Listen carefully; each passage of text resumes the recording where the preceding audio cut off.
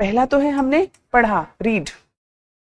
ये वो वाली स्टेज है जब हम कॉन्सेप्ट को समझना शुरू कर रहे हैं। यहाँ पे हमें कंसेप्चुअल क्लैरिटी चाहिए होती है। What is conceptual clarity? What exactly is that concept telling us?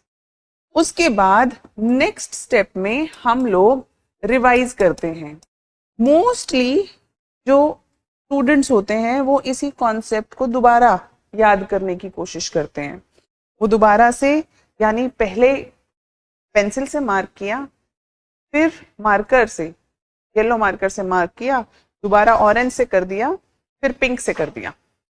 बार बार अलग अलग मार्कर से वो लोग क्या करने की कोशिश करते हैं? रिवाइज करने की कोशिश करते हैं। लेकिन इस रिवीजन से फायदा नहीं होता। पता है क्यों? क्योंकि ये बार बार वही कॉन्सेप्ट और वही ब्लाइंड स्पॉट्स जो पहले थे, जो फर्स्ट रीडिंग में हमने ब्लाइंड स्पॉट्स गेन कर लिए थे, वो वहीं पे ब्लाइंड स्पॉट्स रह जाते हैं, वो कभी क्लियर ही नहीं हो पाते। इसीलिए इतनी सारी रिवीजन के बाद भी जैसे ही आप एमसीक्यू करने लगते हो, आपको रियलाइज होता है कि वैसे तो पता है, वैसे तो सुना है, पढ़ा है हमने वो टॉपिक, है ना। I know article 320, I know about biodegradation, I know about nitrogen cycle, I know about historical events that have happened, मुझे रिन म्यूटनी पता है, मुझे सारी चीजें पता है। लेकिन या फिर current affairs, science and tech, quantum पता है क्या है।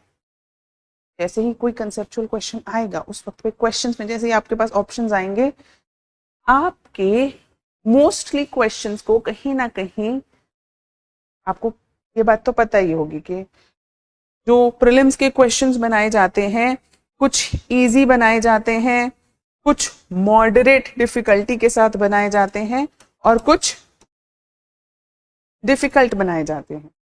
तो ये तो ठीक है, इनमें तो नहीं होता, लेकिन इनमें इन ब्लाइंड स्पॉट्स को ही टारगेट किया जाता है। आइडिया क्या रहता है? ब्लाइंड स्पॉट्स है, बच्चे की इस कंसेप्चुअल क्लैरिटी को जज किया जाता है कि how well they understand the concept और they remember the concept. Problem क्या है? Even if we have revised it many times, still the blind spots are there. And then when you want to do MCQs, those blind spots become visible और आपका question गलत हो जाता है, और फिर आपको खुद पे सेल्फ डाउट होने लगता है। मैंने तो पढ़ा था, बहुत अच्छे से पढ़ा था, बार बार पढ़ा था, यही तो कहते हैं सब लोग, टॉपर्स भी यही कहते हैं। आप टीचर्स के पास जाओगे, पेरेंट्स के पास जाओगे, सब यही बोलते हैं, अच्छे से पढ़ाई करो, बार बार रिवाइज करो, सिंगल सोर्स रखो, और आपने सिंगल सोर्स रखा है उसे बार बार रिवाइज करते रहो। बात सही है, एब्सोल्युटली। लेकिन एक छोटी सी एक बात जो बीच में मिसिंग हो जाती है, वो ये कि ये ब्लाइंड स्पॉट्स मुझे कैसे पता चलेंगे अपनी प्रिपरेशन में। How will I know these blind spots in my preparation, in my conceptual clarity of the content?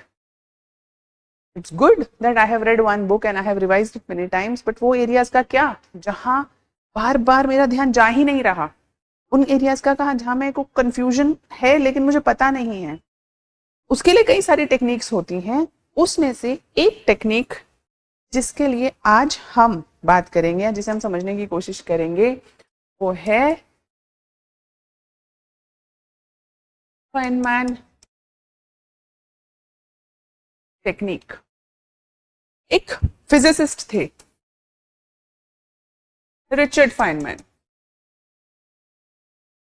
ये फिजिसिस्ट थे और इन्होंने एक learning technique, revision technique develop की थी। फेमस है और बहुत यूजफुल भी है। इन्होंने बोला कि सबसे पहले step number 1, this is step 1, read your concept. Conceptual बनाने की, कंसेप्ट को बनाने की, समझने की कोशिश करनी है। This is the step of understanding the concept. Now after you have read, try to explain it to a 5-year-old. Basically क्या है in step 2 we are trying to put it in a simple words, simple language में उस concept को हमें explain करना है ताकि एक छोटा बच्चा भी या फिर एक व्यक्ति जिसे कोई बैकग्राउंड नॉलेज नहीं है बिना जार्गन यूज करे, तो इसमें क्या यूज नहीं करनी है जब हम इसे यूज कर रहे हैं, स्टेप को कर रहे हैं, हमें कोई भी जार्गन यूज नहीं करनी है। वो कहते हैं ना वो भारी भारी इंग्लिश के वर्ड्स, उन्हें यूज नहीं करना है। वो अंग्रेजी को हटा के जो असली सिंपल शब्दों में कही जा सके उस बात को कहना है। जैसे कि किसी एक नए व्यक्ति को आप ये बात पूरी बात समझाना चाहते हो, और जब आप ये करके देखेंगे ना आपको रियलाइज होगा कि ऐसी बहुत सारी जगह है जहां आप अपनी बात को सिंपली नहीं कह पा रहे हैं।